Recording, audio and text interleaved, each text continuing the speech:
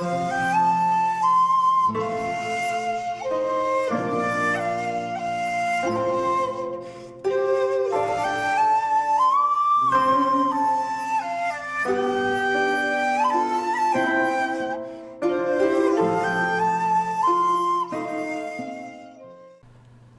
there, this is Solitary Ronin from Solitary Ronin Films, and welcome to another top 10 video.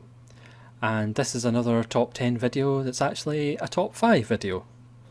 And today I would like to do the top 5 Universal monsters. Now this is quite a nice 8 film set. It's down to about £15 on Amazon, so you can do the maths yourself. It's a really nice set. There is a ton of extras. You get a nice booklet. Again, I will have to go on a course for presentation skills. That's a really nice booklet, and it has the order of the films that were made. Obviously this is kind of the 8 original films. It doesn't have any of the sequels or anything like that. And it just has a list of the bonus features.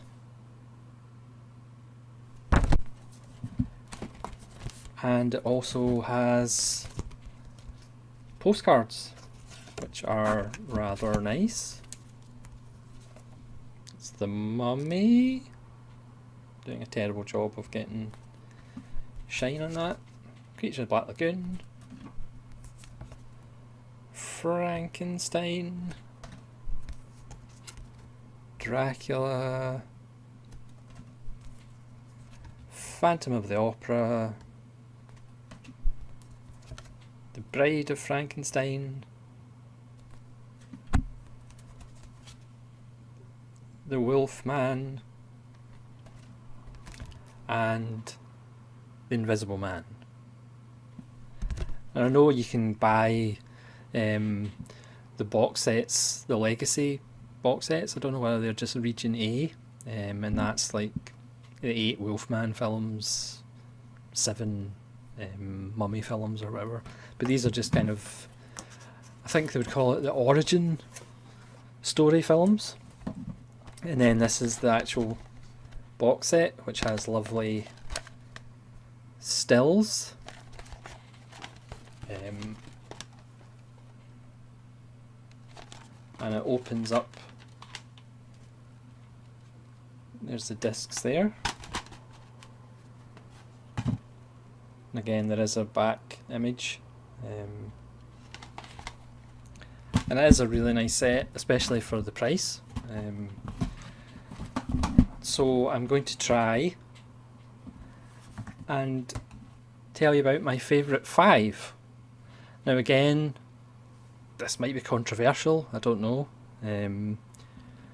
For me, there's only 1 out of the 5 that I would give 5 stars to.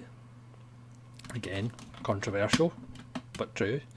So number 5 for me is Dracula. Now,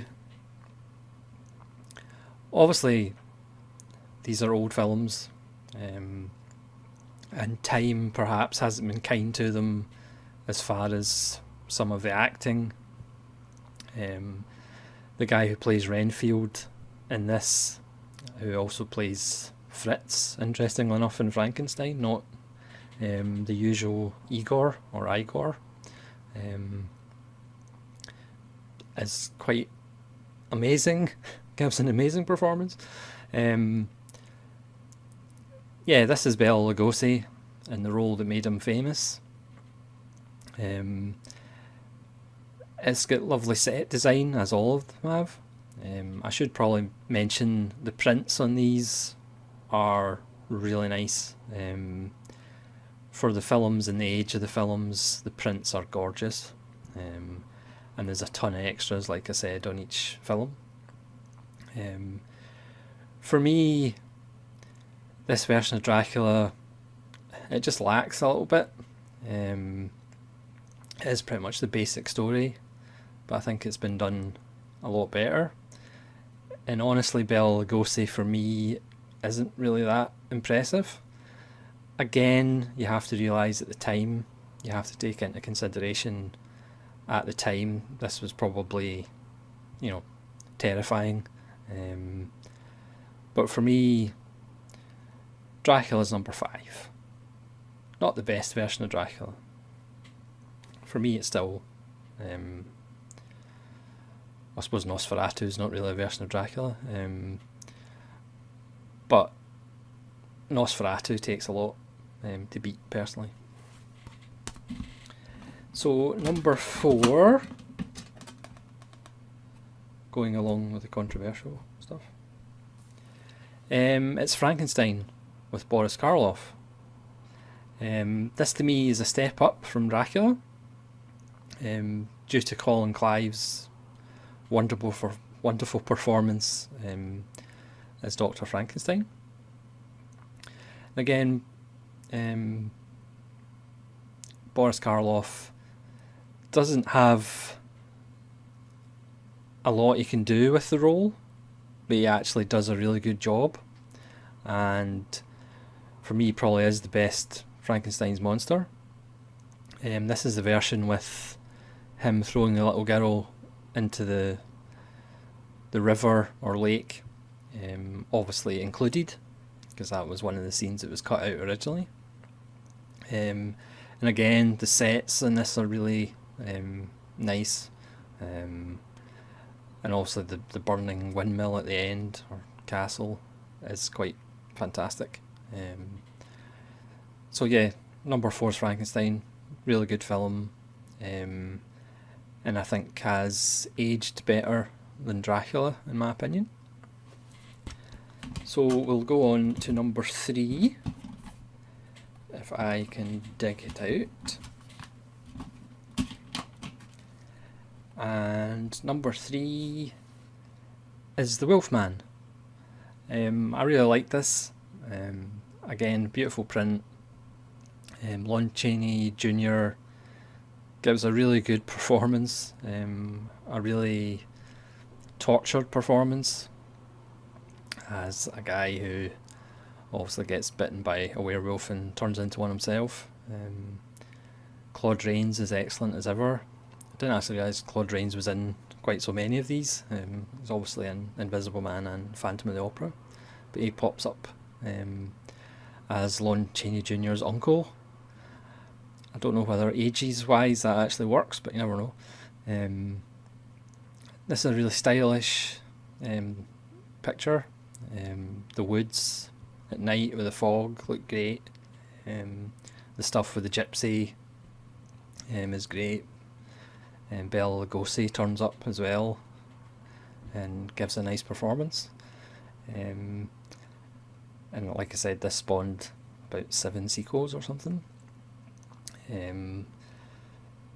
including an Abbott and Costello, I think 3 films of Abbott and Costello featuring the Wolfman.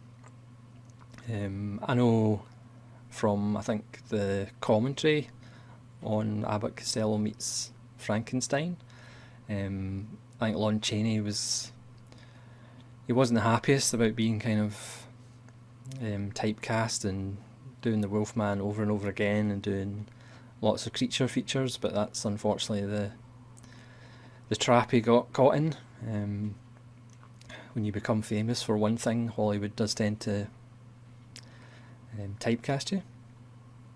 But I just thought this was a great wee film for late at night. It's got a really nice mood, and there's a kind of really nice bubbling energy. All these films kind of race by. There's certainly no drag in any of them. They all fly by really well. There's not a lot of excess on any of them. Yeah, Wolfman, number 3. It's a great wee film. So number 2 in my top 5 out of these 8 films is The Bride of Frankenstein. One of the best sequels ever made, perhaps. Who knows? Maybe with the exception of Aliens, it might be the best sequel ever made. I don't know. James Whale directed this one as well. And Colin Clive's back. And I can't remember the guy's name who plays Dr. Pretorius. He was also in The Old Dark House. And just gives a otherworldly performance. Is that the best way to describe it? Just absolutely incredible. And he's certainly worth seeing this by himself. And again,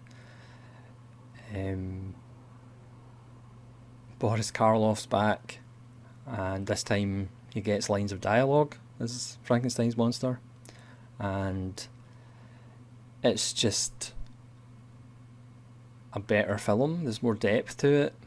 You actually feel sorry for the monster, and it's just got a lot of depth to it. Again, it's got good action.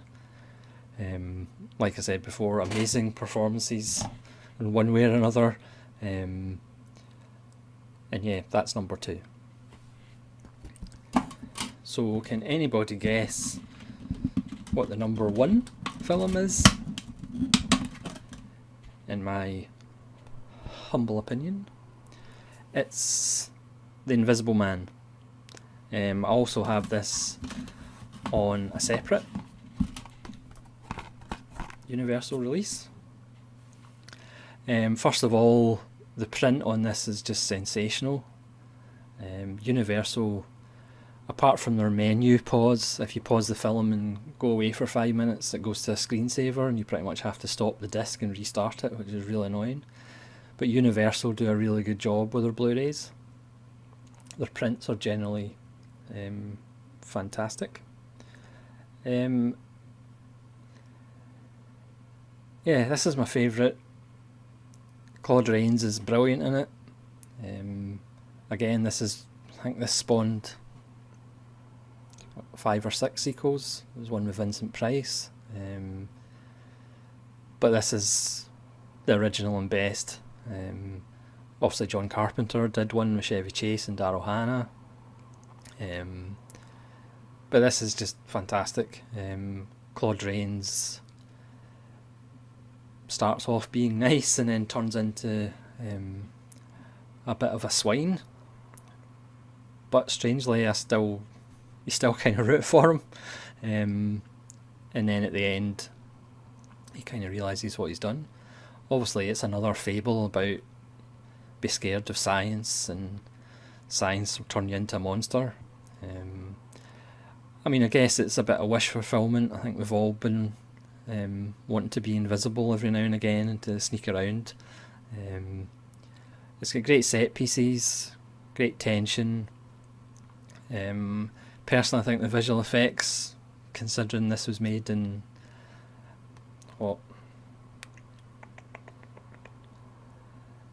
1930s, 1935, something like that. It still stands up today. And again, the print's absolutely gorgeous. And again, it whistles by. It's only about 72 minutes or something like that. But to me, it's just about perfect. Yes, there's maybe a couple of arch performances. But Claude Rains is fantastic and really drives the film. And for me, out of this box set of 8 films, it's the only one that I would give a 5.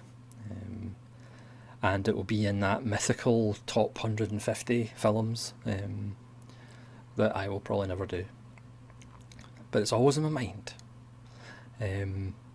Yeah, so apologies for the presentation skills, but hopefully you found that a little bit interesting, and please let me know in the comments what your top 5 Universal Monsters films are, if you have any. And if you are interested in this set, I would certainly say it's well worth getting. like I said, it's under £15 in Amazon in the UK, and you're getting 8 films. None of the films are unwatchable. They're all watchable. I mean, obviously, Phantom of the Opera, The Mummy, and Creature from the Black Lagoon didn't make it into my top 5. For me, the weakest one is probably Creature from the Black Lagoon. It is funny how these actors in their 40s or whatever, who are bare-chested in the film, are like breathing in so heavily, and they're probably wearing corsets to try and keep their stomachs in. Yeah, for me, the Creature of the Black Lagoon is probably the weakest out of the 8. The Mummy and the Phantom of the Opera are still very watchable. For me, they're just not as good as the other 5. So thank you very much for watching, and hopefully we'll see you again. This is Solitude Ronin saying thank you very much and have a very good evening.